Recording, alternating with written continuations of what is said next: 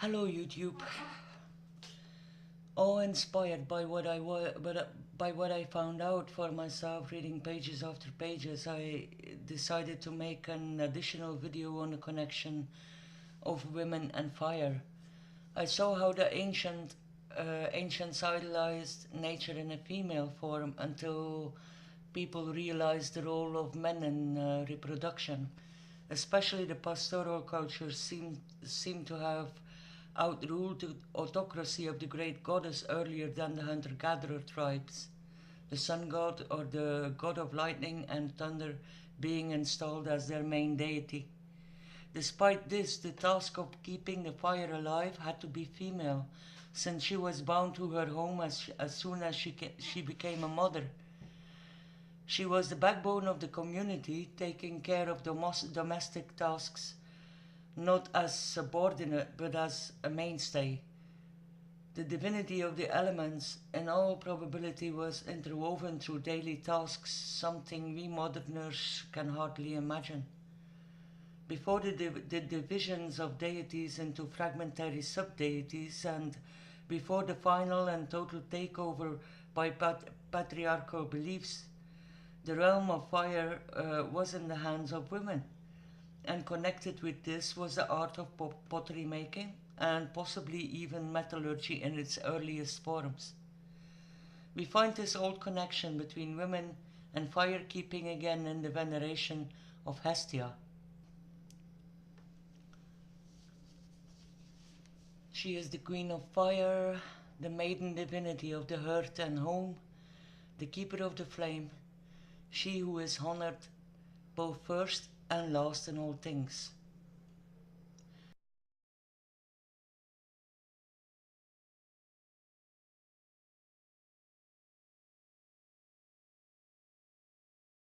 The story starts with the king of the Titans, Kronos, who came into power after castrating his father and former ruler of the sky, Uranus. Fearing a prophecy saying he would in his turn be overthrown by his son, Kronos ate his children that he fathered with goddess Rhea. Rhea managed to save Zeus, however, and later he would eventually force his father to disgorge his siblings, and he threw him into Tartarus. The firstborn, the first eaten and the first disgorged was Hestia. She is the firstborn Olympian. Despite her importance as one of the Dudecat or Olympian group of 12, she is among the least known gods of Hellas. According to myth, she asks Zeus permission to remain an eternal virgin, so peace is maintained, as Poseidon and Apollon compete for her hand.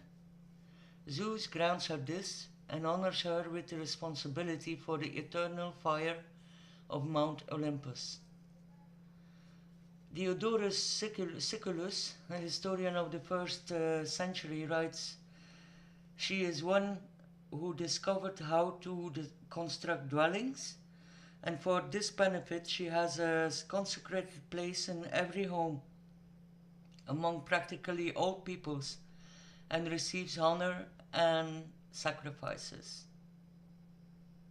According to other historians, the worship of Hestia is rooted in animism and never fully made the anthropomorphizing process other deities emerged from. She embodied the sacred fires in temples, state buildings, and the homestead, providing the blessing of warmth, security, and stability. The early Pythagoreans denied a geocentric and geostatic model of the universe. To them, the Earth was one among the celestial spheres, rotating rhythmically around the center being the hearth of the universe, and they also called her Hestia. I have found this very good blog of somebody, I will link everything underneath, who is, this guy goes really in depth into the historical mentions of Hestia and everything. And if you want to know more, I bid you to look at that, because it's a very good source for everything. The Hellenic philosophers considered this deity as high as the essence of creative fire, from which all planets around it have come into existence. They discuss the central fire as being the essence that brings all things into being. They go so far as considering her being on itself. She is named the cause of virtue, or the fountain of virtue. Be it a fountain or an eternal fire, Hestia is bound to this place. She is immobile, fixed. But although her physical form is confined within the dancing of flames, her touch is without boundary. As I was reading, it became clear to me that they had attributed Hestia with an essential force of creation, rather than a clearly defined form. She was not the Earth Mother, but made part of it. She makes part of all things. It gave me a sense of unnameable depth and primal omnipresence. So, how does it happen that a deity of this magnitude has come to be forgotten? Or is she still there? In the Prytaneon of Olympia in Peloponnesia, which was seat of the council of 500 ruling citizens of that state, the sanctuary of Hestia had the original Olympic flame, forever burning. Oaths were taken, vows were pledged in the presence of this fire. Although little has remained from this original sanctuary and no flame is burning there continually, the ceremony ushering in the Olympics is lit at the spot. This is another detail maybe that caught my attention. The Orphic hymns mention that when fire accidentally will be extinguished, it should only be reignited by use of friction or through glass with sunlight. I thought this may be a connection to the Swastika, or at least to the world stones that may be used to balance the bit of a drill pump, like I mentioned in part 3, the Danubian skulls. I will link that underneath also.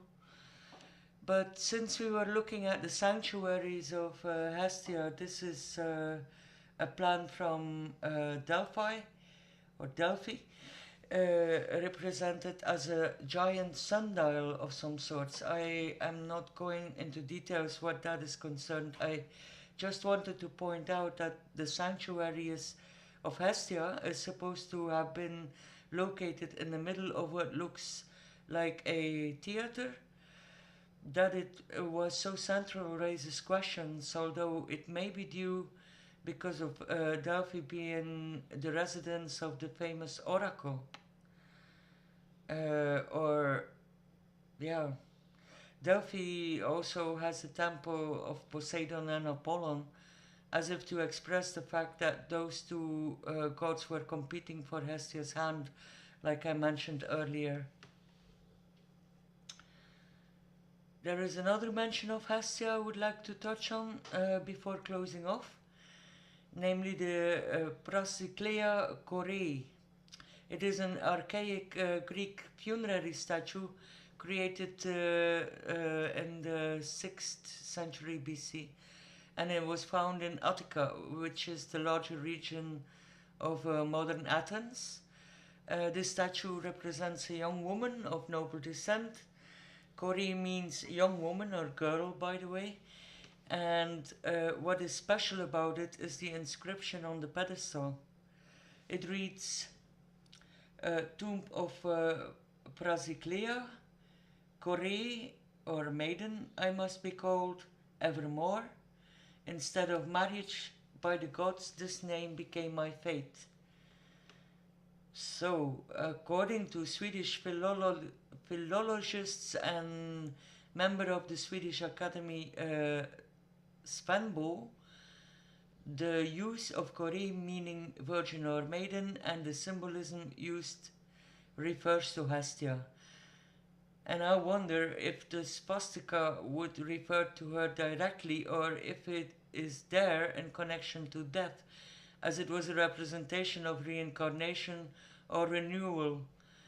It certainly is not an unicum in connection to death from that time. These sarcophagi were found in Egypt and date from the Ptolemaic era, when Hellas ruled over Egypt. These are in fact the only swastikas that I know of that have been found from ancient Egypt. Although I expect industrials with the symbol on it to be dug up sooner or later, pointing to trade with ancient India, like I mentioned in the last episode, called Sarasvati Swasti. Or maybe they will actually one day find a genuine Egyptian swastika from pre-Hellenic era that is at the moment buried under a lot of sand. In any case, I invite anyone who has info to please leave a comment with a link. I do not monetize my videos and I am not planning to do so in the future. I share what I find and I hope that someone will find the info interesting enough and it can add to whatever search anyone would undertake in that direction. This is it on Hestia for now, and yeah, I know it's not complete yet. There's a part 2 in the making on the Roman version of this deity called Vesta. I make additional videos with stuff I encounter while following the swastika. These additions or appendixes on their own do not contain a lot of info on the symbol solely. They are meant as an illustration. Possibly they add to a more complete picture of its origins. Anyway, with that, I say goodbye for now.